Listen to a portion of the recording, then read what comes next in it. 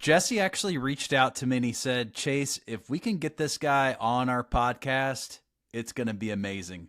And about 3 hours later, I had booked him. So I'm really excited. Welcome to Sales Players, the #1 podcast for top players in B2B sales. Whether you're a seasoned pro or just starting out in the world of sales, this is the show for you. We're all about bringing you fresh, actionable ideas to supercharge your rev gen game. We dive deep into the mindset, habits, and tools used by top performers in the industry. Generate more leads, close more deals, and build wealth and financial security in B2B sales. So if you're ready to level up, you've come to the right place. Join the conversation with other like-minded sales players and continue the discussion beyond the show. Hit the subscribe button, tune into the Sales Players, and let's start winning together. This episode is sponsored by Accord. Accord helps revenue teams drive execution excellence by enforcing their standards for how they sell, onboard, and expand with prospects and customers. Revenue teams can ensure flawless execution of value selling, medpick, account planning, business cases, mutual action plans, and more with Accord's deal execution platform. If you've been a long-time listener of the show, you've probably already heard me talk about how I use mutual action plans, account plans, and business cases to manage and close my enterprise deals. Well, Accord has created a better way to manage the process. They're your solution for deal execution. Your buyers are going to love it because it makes their evaluation process so much easier by helping them seamlessly validate and onboard new and existing vendor partners. I've been super excited to be using Accord to manage my 6- and 7-figure enterprise deals. So for sales players looking to get started with Accord for free, use the link in the show notes to sign up today. Hey, Sales Players. Before we dive back into the conversation, I wanted to introduce you to a game changer in the lead generation tool arena, and it's called Lead Feeder. Imagine having the power to identify companies visiting your website, tracking their behavior in real time, seamlessly integrating this data in your CRM.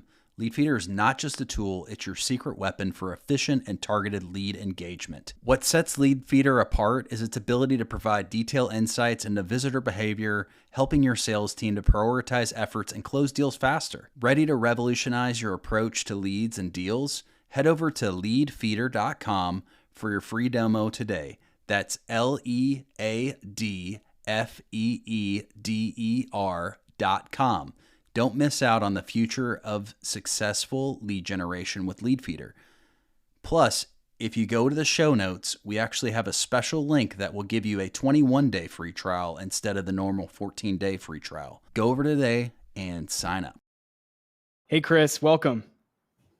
Happy to be here. Awesome. Well, let's dive right into it. We're very curious to hear about how you got your start. Obviously, you're super well known for anyone who's not living under a rock, anyone who's got a LinkedIn profile and works in sales. They've probably heard of you.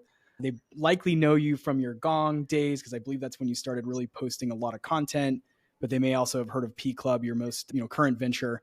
But tell us how you got your start. It sounds like a really interesting story for sure. Yeah. So my SaaS sales career started like early. I had found out that I was going to be having a kid unexpectedly. And I was working at Sears at the time and pretty close to Salt Lake City, Utah. I was making like $450 an hour. So I'm like, okay, like I'm going to have like some pretty serious living expenses here pretty soon. And Salt Lake and just that kind of area started to become like a SaaS mecca, or at least a mini one. And so I became very interested in breaking into SaaS. And after like a 6-week interview process where I had to follow up numerous times between each step, I landed a job at a company called InsideSales.com, which like at the time it was a very hot company. This was like 2012 or something like that. And I did the whole SDR thing, then AE thing, and then for a very short period of time, regional sales manager. Saved up a bunch of money, left, tried to start a company, erased my net worth completely almost. But starting that company is what led to Gong, which is what I'm most known for. The company was called Conversature. My co-founder was the same co-founder as the one I have for P Club. He's like CTO type, very strong engineer, operator. But we did that for 18 months. It was supposed to be Gong before we knew what Gong even was. And long story short, that's how I parlayed myself into joining Gong very early on. So when I joined, the company was doing around 178 grand in ARR. I had no idea it was going to take off like it did. I just wanted to, help build the category. And, that's what I'm best known for, is helping that company grow over a period of 5 or 6 years to 200 million in revenue by the time I left, and did a number of jobs while I was there and had a hell of a lot of fun doing it. That's a wild story, going from, $4.50, was it $4.50 an hour at Sears to, there was commission. So it's, I'm good at dramatizing things. I'm the same way. We're storytellers, right? You got to have a good hero story. And that's an awesome, but even still, just starting out in like retail at Macy's, and then, being part of the growth of a company like Gong, which is obviously super well known. Everybody now has Gong in their stack. Maybe talk to us about what you're doing now too. I want to round the story out with P Club and the idea behind it. Yeah. So P Club is 2 lifelong passions of mine that are married together. One is sales, obviously. Mm-hmm. And the other one is learning. I'm a voracious learner, have been for a long time. Like, this is like a 500 book shelf, and I've read every book on the shelf, like very serious about learning over here. And P Club started with this insight that I learned from Tim Ferriss like 10 years ago, where he was teaching about rapid skill acquisition. And he talks about taking a skill and deconstructing it into its component parts. And the example he uses is basketball. He says basketball is not a skill. Dribbling with your left hand's a skill. Passing's a skill. Layups are a skill. Free throws are a skill. Field goals are a skill. 3-pointers are a skill. And the goal, or the way to like get really good at something fast, is to deconstruct it into its component skills like that, and then knock them off one at a time in a prioritized way. And so P Club, we approach sales and revenue skill acquisition the same way, where we deconstruct it into its parts, right? So quantifying pain, building champions, multi-threading, demos, cold email, cold calling, et cetera, et cetera. And then we go find who we believe is like the world's expert at that given skill topic and get them to teach a course. And so we have this platform that you can subscribe to at the time of this recording, monthly or annually. And you learn each of these discrete sales and revenue skills from the best of the best. And we sell to individuals as well as businesses. And we also have a lot of fun doing that. Chris, my question, I was talking to Jesse before this. Why does sales like training suck at companies? Like going into across different SaaS companies, why do you feel like sales training is just such a pain for? I think there's like 3, 4, maybe 5 reasons why that is. Number one, most of it is one and done, right? You get an instructor in a room, you pay him a ton of money, everybody gets excited, but then like it fizzles out and it goes back, or everybody goes back to what they were doing before. So that's one, is most sales training is kind of this one and done mentality. 2 is one size fits all. Right? Like the way I just explained deconstructing skills into their component parts, even though that sounds simple, that's a huge innovation in sales training, because most of them are like, all right, we got 2 days. I'm going to teach you how to sell good. And they're teaching like the whole gamut in a way that's like a mile wide and an inch deep. So that's number 2. Number 3 is the training material is typically not suited for today's market conditions, right? It was invented. Most sales training companies are IP companies. And so they invented their IP 10 years ago, 20 years ago, in some cases like 60 years ago. Mm-hmm. But what you need today to win deals in 2024 and beyond is a different set of skills than what, a lot of training teaches. I think a 4th one is, no offense to a lot of them, but a lot of trainers they don't get the buy-in that like sales reps need, right? They maybe closed a bunch of Xerox deals a long time ago or something like that. And I think those are like the top 4. I thought I had a 5th one, but we thought about all of these things before we even knew what P Club was going to be about. It was like, what is broken and dead with sales training? So I feel like I paid you to throw me like a softball question there. You really teed me up well, but that's not where I'm going to take the rest of it. So don't worry.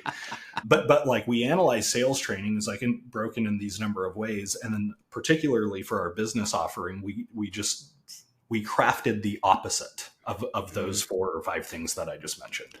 That's interesting. And softball question or not, I mean, it's a real thing we experience in our community. We have a lot of folks reach out to us and they don't feel like they're getting enough from their employer in terms of training. They feel like the training they are getting falls off to your point, after the one and done, once they're onboarded, training tends to dry up. And that's a real challenge when, you need to stay fresh all the time, especially in this business where things are changing really fast. And sometimes it really helps to go back to the basics. Even if you've been doing this for 10, 15, 20 years, it's helpful to go back and remember some of the fundamentals. I actually left off the biggest one that tends to resonate with reps most specifically is most training tells you what to do and not really how to do it, right? So I don't mean to pick on MedPick because I actually like MedPick, but it's a good example, and they don't try to be skills training anyway. MedPick is the definition of here's what to do, but doesn't teach you how to do it, right? So find a metric, find the economic buyer, et cetera, et cetera. How do you do those things though? And so, contrary to that, I review every course that our course authors produce, and we have like 31 of them now. So I'm getting really smart at sales. This is this is the benefit of me, running this company. But I reject most of our courses on the first draft.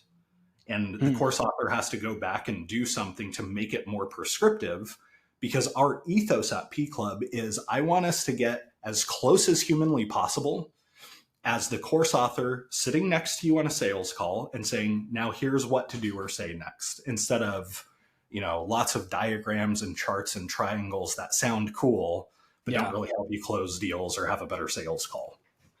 We chatted a little bit about this offline, was just like the tactical nature too. A lot of the sales trainings I've been through in my career was someone standing at the front of a room with a bunch of PowerPoint slides, a lot of, overarching ideas, but none of it was like, what do I do tomorrow to improve my close rate? What do I do tomorrow to book more meetings? Because that's where I'm, me as a rep on the front lines, that's where I'm struggling. Cool that you have all these frameworks. I'm really glad to see your slide deck, but none of that, puts it into play for me this week. And that was one of the reasons we started this show was how do we talk about things that people can implement the same day and find results? And it sounds like that's very similar to the ethos you have at P Club. That's super awesome. Same ethos. Yeah. And Chris, how does your community, how do you feel about community? Because I went, like Scott Leese had the GTM United Club, his like Patreon channel. I was an individual rep, like feeling like I was drowning at one of my roles, not where I'm at currently. And so I was looking outside of my company to basically try to find somebody that could help me close more deals. And I found a community in Scott Leese's group in the sales players community. And now I'm a P Club member, but it's like, I really feel like these communities are very important for individual reps to join, to have a club or just a safe place to talk about shit, Yeah. I don't feel like we at P Club have nailed community yet. I think we have a lot of work to do before I can claim that. We have a community and it's decent. But I like to launch things and I probably launched that. I probably should have hired a community manager first. But I think one of the values of community that a lot of people don't talk to is you get exposed to enough success stories where it starts to reshape your own belief, where you're like, I can do this, right? So I'm part of an entrepreneur community. The biggest value is I see all these, entrepreneurs who I network with, who have grown their businesses to 12 million and 20 million and 50 million and 9 figures in some case.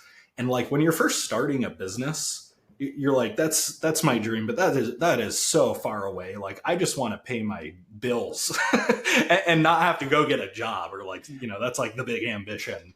And then you see it enough times and it raises your sights. So in sales, there's a lot of truth to that too, right? You might have a $200,000 OTE and that's cool, but you have aspirations of making $350,000. If you've never seen somebody do that before, it's very easy to get stuck in your own head and not explicitly write it off, but the dream withers and dies. And then you see somebody else do it, and then another person do it, and another person do it. And eventually you hit a tipping point. And you're like, I can do this. Enough other people are doing this where it feels a lot more possible.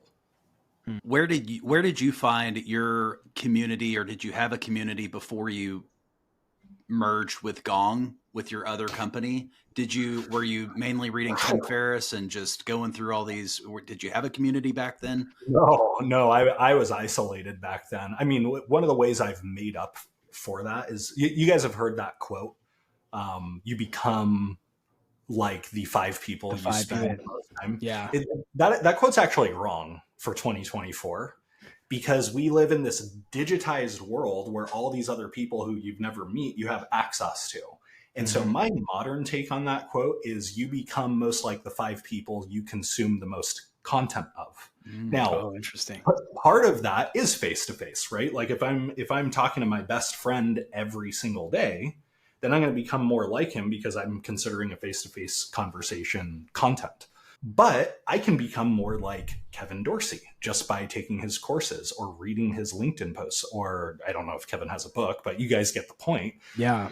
You can, a lot of people use this whole, like, I don't have a mentor as an excuse. And I'm like, okay, so do you just want to be poor? Like that you're going to give up at that point? Or do you want to like dig in a little bit and find a different way? This is something really interesting. We've talked about this on the show before because I came up early in my career in office. I actually relocated from where I live now, Arizona, to Austin early in my tech sales career. And that was for the sole purpose of, similar to you, Chris, like working in startup companies in tech. And I spent many, many years in office sitting next to my sales leadership or our founders, or even the engineering team was really useful early on in your career in tech to sit next to the people that are building the product. And it's one of those mixed feelings I have now, which is the whole, industry is pretty much remote now for the most part. Obviously there's some teams that are going back into the office, but there's a lot of folks that are remote. And so it's challenging because you don't capture some of that in-person mentorship as much, because it was really cool to get like audibles in the office when I was younger in my career and had, for example, the CEO of our company invite me to sit in on a board meeting or a fundraising call. Those are like priceless moments that are really, really hard to recreate now. But to your point, we also have sort of expanded our universe virtually, where now, again, following other people's content, so many people are building in public that it's easier now to follow someone's journey and really learn from, the posting or their videos or their podcasts or whatever their medium is. There's a lot more information out there to capture versus, like, again, early in my career, the one founder CEO that I worked close with that was willing to be a mentor. Now you can go out and sort of find tons of mentors, which is really interesting. Who'd have thought? I mean, I never worked formally in direct response marketing. You guys mentioned Russell Brunson before, planning. And I've read all of his books and a bunch of other things. And I like to think, we're not as good as Russell Brunson at marketing, but like in our niche, we kind of are the ClickFunnels, at least from a consumer marketing perspective. And that's because of the world we live in. I never sat next to Russell. I've never met Russell. I've never even talked to Russell, but I've consumed all of his books, in some cases multiple times each. And it's like sticking your hand in a pot of glue. Not all of it's going to stick, but a lot of it will. Yeah. I want to shift gears here really quickly because you're in some senses, and at least from my perspective, and I think from many others, you're a unicorn in that you came into Gong and you scaled with Gong, which is incredibly rare in the tech business, right? Like a lot of times when you come in early to a startup, you get phased out, and there's like different phases of growth that require different skill sets. And you're someone who stuck it out, and you must have figured out how to keep adapting to each cycle of growth that Gong went through, which is really hard to do because it means, you mentioned it earlier, you're a lifelong learner. You're very passionate about continual learning and iteration. That must be some part of it, but we'd love it if you could share for our listeners, how can you come into an early company like you did with Gong at the time and scale with the organization to that higher point? I wish this was going to be as actionable as I wish it was. Yeah. Well, there's a couple things that helped me do that. And by the way, I don't think I did it perfectly, right? Like that was a constant fear of mine. But that's actually like tip number one is like, I was constantly worried about that happening. I had like this nightmare image of like seeing the company go like this, and I'm like still down here, and I'm like, wait, I still want to grow with you. And so when you're like scared of that happening, you automatically start to do the things to prevent it from happening. So I think awareness is like the first step. A voracious desire to learn, like you mentioned, is the next part. But the third thing that, like, frankly, was just really fortunate for me is I reported to the chief revenue officer for the duration of my time there. To my credit, I was very in his face about making him coach me and asking for hard feedback. But not to my credit, I was lucky enough to be able to report to him. And he, I mean, it's not like he was just some CRO. I don't know if you guys have heard of Ryan Longfield, but he is like just a world-class leader, right? Like people just follow him. And so a huge part of my ability to continue to scale is because Ryan had seen this movie before and he was teaching me how to do it. Do you feel like all this is just a playbook of if these companies can follow, if you can follow this funnel, you're going to get there? Or is there luck involved, or is it flash in the pan, lightning strike? I think there are timeless elements and there are things that change. So like for P Club, I mean, we were talking about like funnels and tripwires and stuff like that right before this. I didn't know any of that at Gong. Like that wasn't part of our playbook at all. So like I couldn't just copy and paste what I did at Gong over to P Club. Although I am copy and pasting a lot of it on our B2B side, and it's pretty damn fun. It's going well so far. It's such a blessing to have like seen the movie first. And you're like, oh, I actually know what to do in this situation. So I do think there's like, there's timeless elements where like most fundamental part of success is the market you pick. That's never going to change, right? Like, have you guys heard of Gary Halbert? No. It sounds familiar. So Gary Halbert, he was like the Russell Brunson of the 1980s. He's like one of the world's best copywriters of all time. And he would do this thing at his seminars where you got a book there? I think is this it? That's the guy. Oh, that's the bar and letters. Yeah, I think this guy got canceled or something. Yeah, I think he wrote those. So like some things are worth replicating from him. Some things aren't. Let's put it that way.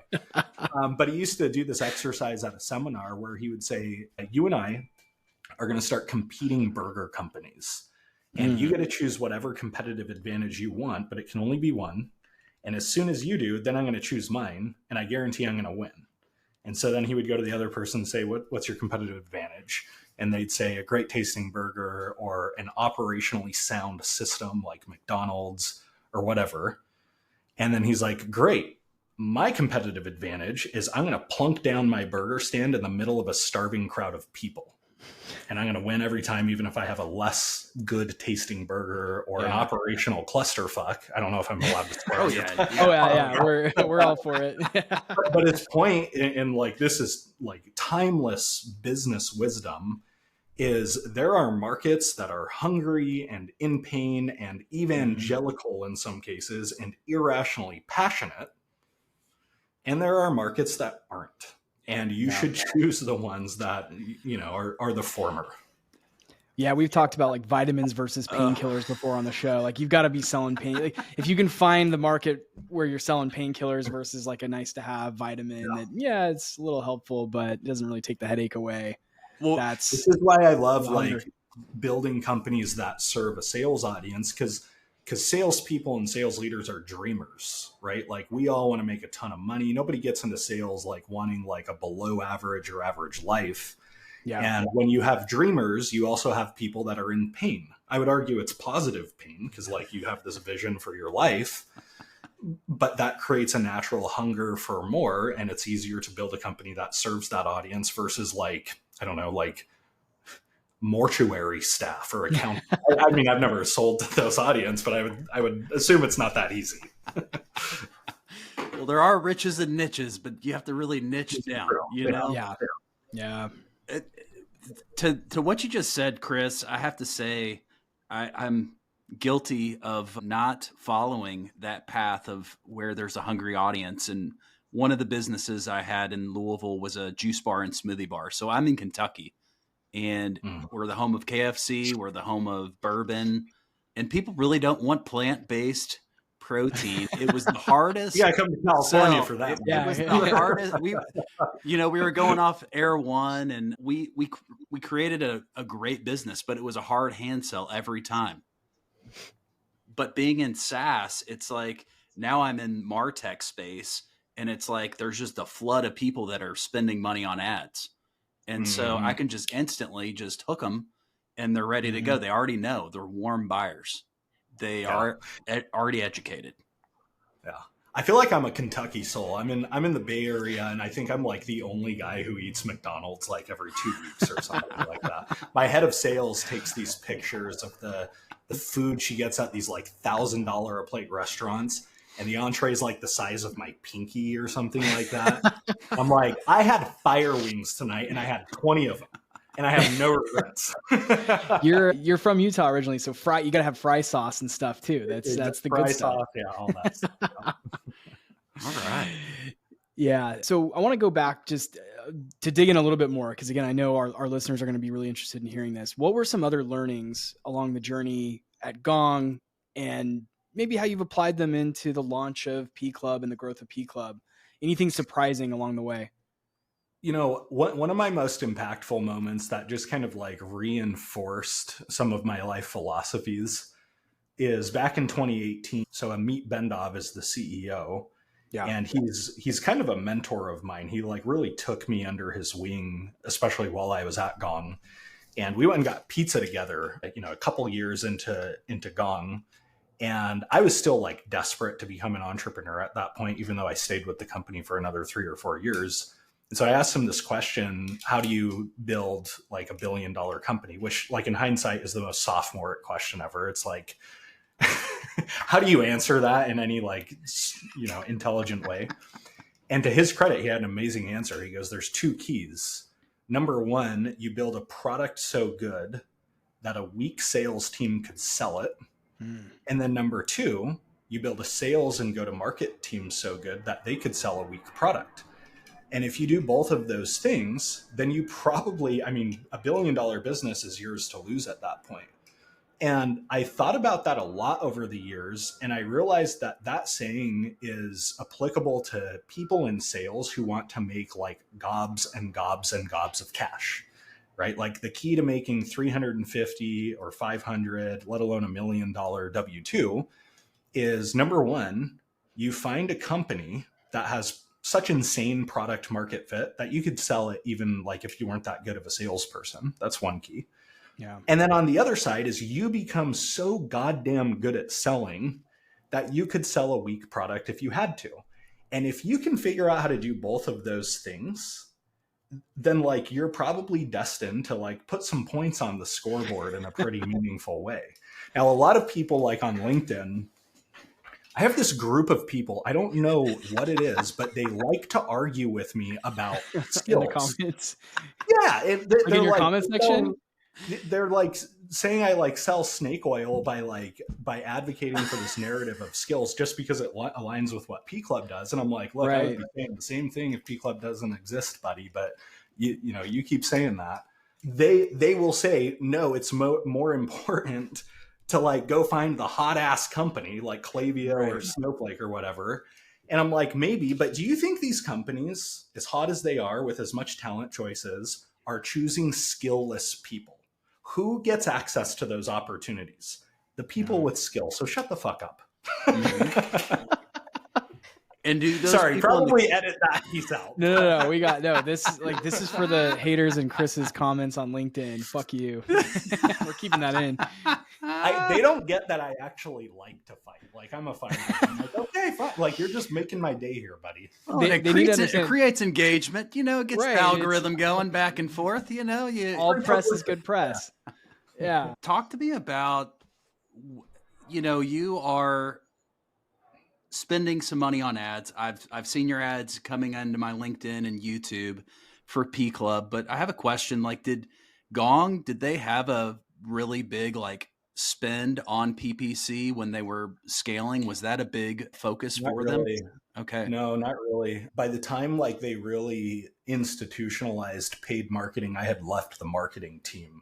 So like my first little while at Gong, some people don't know this, is I was head of product marketing, which was like, in some ways I was really good at it. In some ways I was like, put my head back on the chopping block, please.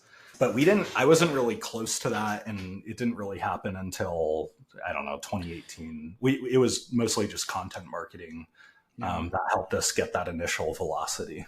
And was it content marketing going after like influencers or affiliates or? No. Our content marketing was like, it was kind of one in a million. It's hard to replicate because, like, if you think of what Gong does, they're analyzing a ton of sales calls. We would anonymize that and figure out like what we're learning about what works in sales according to data and turn it into articles. And we did it like 100 times, right? Like, wow. Here's how many questions you should ask to a C-suite executive according to data. And that just took off like a rocket ship. It was like such an unfair way to market. I miss those days because of like just how fun it was. Well, that's like, we were just talking with the previous guest a couple weeks back about the flywheel effect in a business. And that's really like its own version of a flywheel is like the product generates more content. The content gets shared, captures more people's interest and engagement, converts more customers, which creates more data. And this whole flywheel forms around Gong. It's such a genius model is like, yeah, let's eat our own dog food and then publish all of that, put it all out there so that it builds that like that continuing flywheel. I think it's brilliant. Well, me and my co-founder use the term flywheel a lot when we're talking about like P Club's go-to-market strategy, because we have this motion where we'll get individual AEs to sign up for our platform, and they usually tell their friends within the same company. So we'll see like certain accounts get 2, 3, 5 AEs in the same account subscribing to P Club.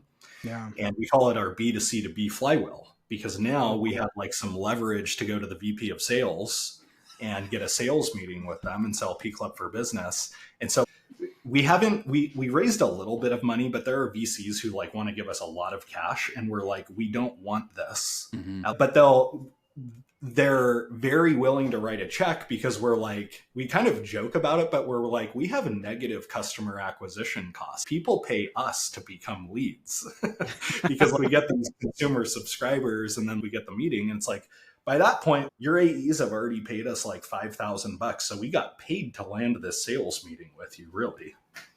Whoa. And you're just educating them the full time. You're just keeping that funnel going the entire time with the course. I love it.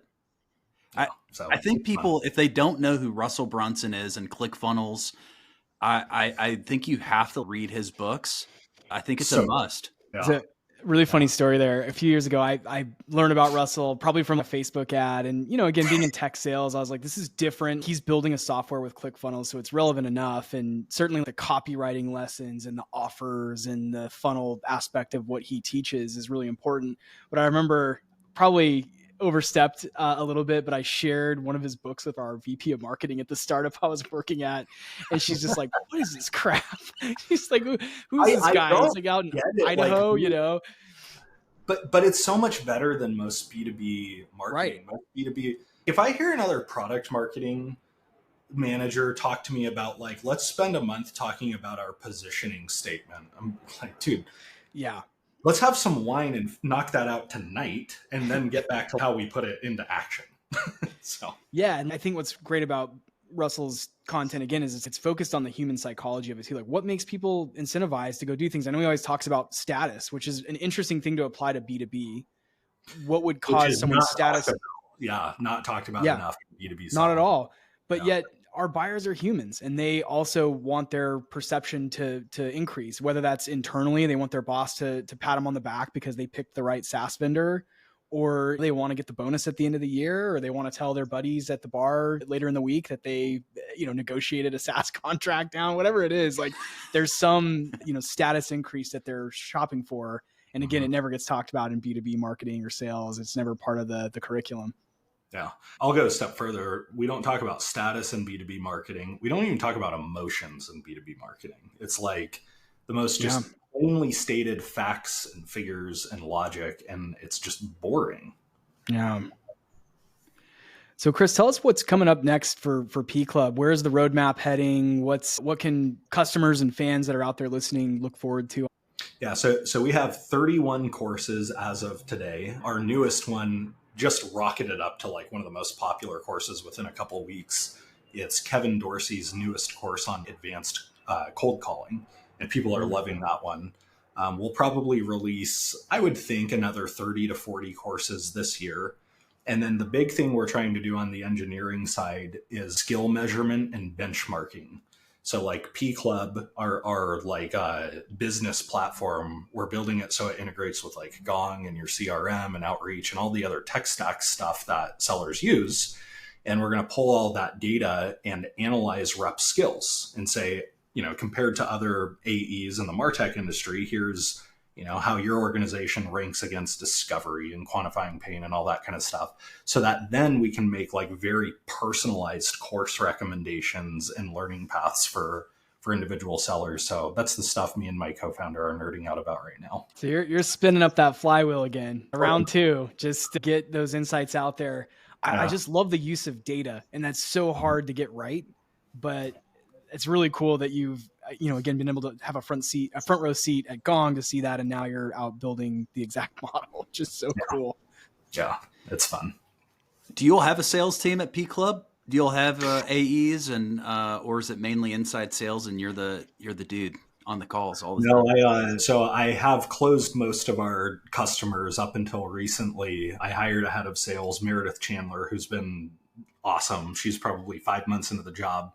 And she just hired our first 2 AEs who started a couple weeks ago. So we're getting them nice and ramped up, and they're about to have some fun.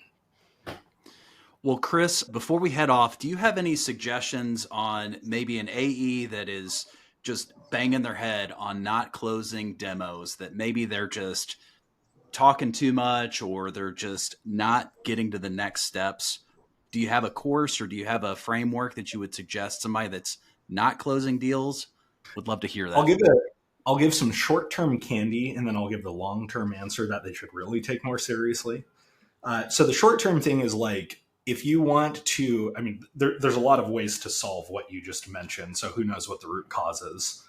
But one of the things most sellers don't do is understand the need behind the need behind the need when it comes to their discovery calls, right? They like find the surface level answer and they're like, Hyros can do that. And then they start feature dumping. And what I have found and what we teach in our discovery courses in P Club is as you're exploring surface level challenge, your follow-up question should be something like, what is going on in your business that's driving this challenge to be a priority to begin with? What kind of conversations did you have internally with your peers that set this whole thing in motion? And like half of the time, your buyer will start to nervously chuckle at that question because they're starting to think about like a train wreck that's going on in their business. Yep. And that's when you start to reveal the things that really motivate people to act. So tactically, if people came away with one thing, it is uncover the need behind the need and do so in a way that doesn't feel like an interrogation, and you'll do well for yourself. The second thing, and this is like the longer term thing, is I know it kind of sounds trite, but if you're making $100,000 a year today, that tells me you have a $100,000 a year skill set. And the difference between somebody who makes $100,000 a year and $350,000 a year is that second person has a $350,000 a year skill set. One more quick story on this, just like speaking of like people who make dumb comments on my LinkedIn posts. I was making that point and I was like, let's say you have 2 home builders, CEOs of their company, and they've both been in business for 10 years. One builds 1 house per week. One builds 350 houses per week. The difference between the two is skills.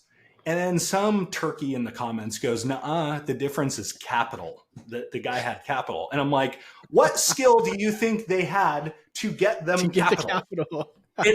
Fundraising is a skill. Yeah. Who are these people? I want to know. Nobody like wrote them a check and just like, it didn't just fall from the sky. Man, I am going to pay really close attention to your comment section now, just because this sounds so entertaining, and I'm glad that it's boosting your reach on these posts on social. Yeah. I mean, I'm shocked at how sales technique conversations can be, but it just goes to show you that, some people have nothing to do. Well, Chris, where can the sales players find out more about P Club, follow you? Give us the learn more plug here. I mean, you can go to our website, pclub.io. So hold on to your wallet if you take me up on this, because you're going to go into a funnel. But if you want a list of 39 questions that sell, you can go to go.pclub.io/list. Okay. And, this is based on like me reviewing 3,000 discovery call recordings. And I chose like the 39 best questions that I liked and tested, most of them myself. So go.pclub.io/list. You can go grab that for free. Otherwise, you can check out pclub.io or just follow me or connect with me on LinkedIn. There is a giant ass daddy long leg that I cannot get my eyes off of over there. I'm about to commit murder after this. Well, Chris, one other thing. I have one last question. So as a VP of sales or a director of sales, how do you use a tool like yours or Community for your staff? How do you suggest them to, once they do take you on and get the AEs, get the SDR team to buy into, hey, you need to level up and we're giving you this tool. And they're like, we're not going to use it. Yeah. Well, so our business offering is way different, right? Because like we have the tool, but I would estimate 80% of our business customers use what we call enablement services, which is like, we have a team of like, they're almost like supercharged CSMs that all have like 5+ years background in enablement. And they work as an extension to our customers' enablement team to help them operationalize P Club and create training initiatives and rollout plans and all that kind of stuff. And we're yet to have like a failed customer who uses our services. So much so that I've been like, should we start a side business that's just like outsourced enablement? That might be kind of fun. Maybe we spin that off, but that's typically how we work with businesses. Well, Chris, this has been really fun. Jesse, do you have any other follow-up questions? No, just thanks for coming on and sharing some wisdom with our listeners. It really means a lot. And man, I learned a bunch today. This was great. Thanks for having me, guys.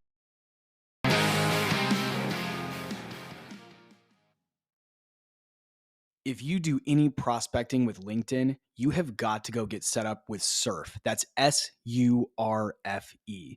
It's a tool you can use to add new contacts to your CRM system directly from LinkedIn in seconds. I'm using it every single day. I add contacts, follow my deals, keep track of notes, and it ends up saving me a bunch of time on prospecting and outreach, which means I can spend more time moving my deals along. The data is always 100% accurate since I don't have to copy and paste all the fields over from each and every contact that I want to put in my CRM. Instead, Surf does that all automatically with just one click in about 60 seconds. The team over at Surf has put together a very special offer for fans of sales players. There's a link down in the show notes, and you can use the promo code JWSURF5. Don't forget the E at the end of Surf. That's JWSURF5 for 5% off your first year. Don't spend another minute doing things manually. Go get set up with Surf.